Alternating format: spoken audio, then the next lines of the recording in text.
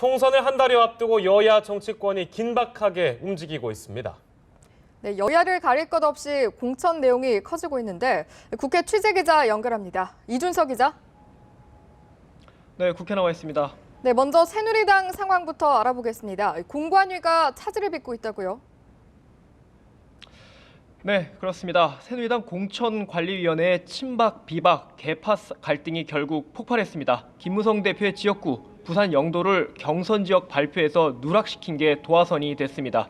이양구 공관위원장은 결과 발표를 미뤘을 뿐이라고 수습에 나섰지만 황진화 사무총장과 홍문표 제1사무부총장은 강력 반발하며 공관위 회의를 보이콧하고 있습니다. 이양구 위원장이 독단적인 태도를 바꾸고 김무성 대표 지역구를 경선 지역에 포함된 결과를 발표해야만 공관위 회의에도 참석하겠다고 맞서고 있습니다. 황진화 사무총장은 어젯밤과 상황이 바뀐 게 없다며 공관위 불참 의사를 재확인했고 오후까지도 해결이 안 되면 최고위에 보고하고 최고위 차원의 조치를 요구하겠다는 입장도 밝혔습니다.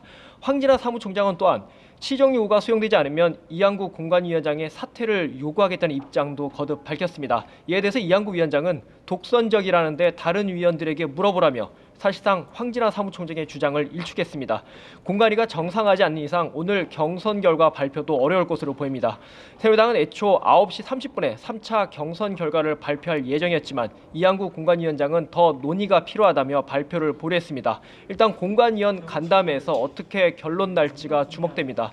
다만 김무성 대표의 공천 문제를 놓고 폭발한 공관위 내 갈등이 개파 간 갈등 양상도 보이고 있어 수습이 그리 쉽지는 않을 것이라는 전망도 나오고 있습니다. 네, 더불어민주당은 오늘 추가적인 공천 배제, 컷오프 결과를 발표했죠.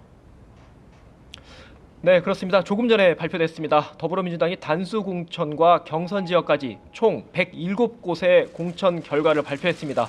어제는 주로 초재선급을 중심으로 현역 의원 5명을 컷오프했고 오늘은 중진급, 3선 이상 중진급의 컷오프 여부가 관심이었습니다.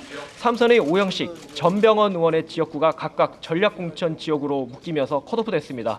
특히 전병헌 의원은 원내대표와 최고위원을 역임하고 차기 서울시장 후보로 거론될 정도로 경쟁력을 갖춘 인사여서 일각에선 이해하기 어렵다는 반응도 나오고 있습니다.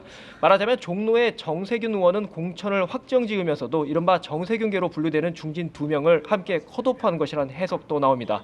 컷오프 여부가 주목됐던 이해찬 그리고 서른 의원은 일단 오늘 발표에 빠졌습니다.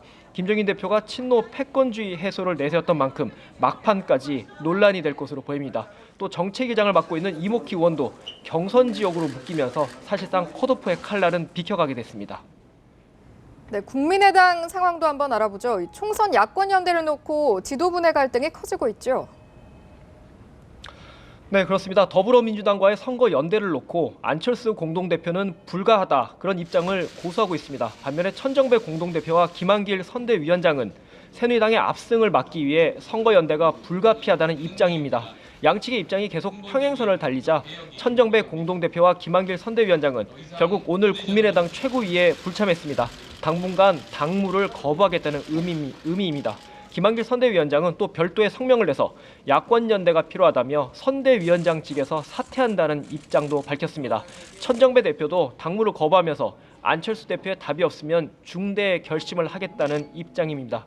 대표직 사퇴는 물론 탈당까지도 불사하겠다는 의미로 해석됩니다. 이에 대해 안철수 공동대표는 허허벌판에 칼바람이 불어도 힘내서 가겠다며 3당 체제를 위한 독자 노선 입장을 재확인했습니다. 한편 국민의당은 오늘 추가 공천 결과를 내놨습니다. 정동영, 주승용, 유성엽, 김관영 의원은 공천을 확정지었습니다. 지금까지 국회에서 전해드렸습니다.